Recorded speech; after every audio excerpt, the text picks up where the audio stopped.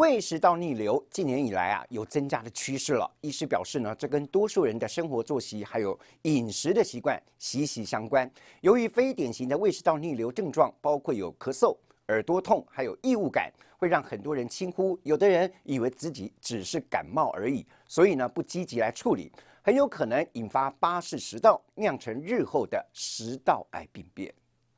如果胸口有异物感、无缘无故想咳嗽，甚至喉咙痛或耳朵不舒服，这些都有可能是胃食道逆流造成的非典型症状。而典型症状是明显胃酸感、火烧心、吞咽困难以及吞咽疼痛。如果有以上症状，不要轻忽，以免酿成更严重的病变。食道一旦胃酸比较长时间的滞留，它有时候也会引发你喉咙不舒服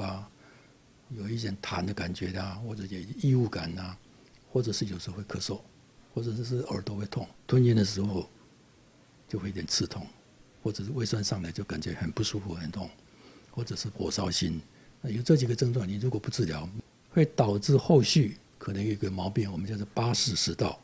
那巴氏食道的变化，它就是食道癌的前期。医师表示，胃食道逆流患者有增加趋势，这跟生活作息与饮食习惯有关。多数人喜欢靠吃东西来抒压。如果吃得晚，又吃辛辣油炸，再加上酸性饮料与咖啡等饮品助攻，胃食道逆流就成了不难想象的后果。胃食道逆流是的确近几年来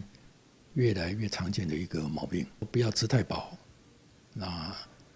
三餐吃完以后就不要马上说躺下来休息，那也不要说坐着趴着这样子休息那尽可能就是说吃过饭以后稍微走动一下，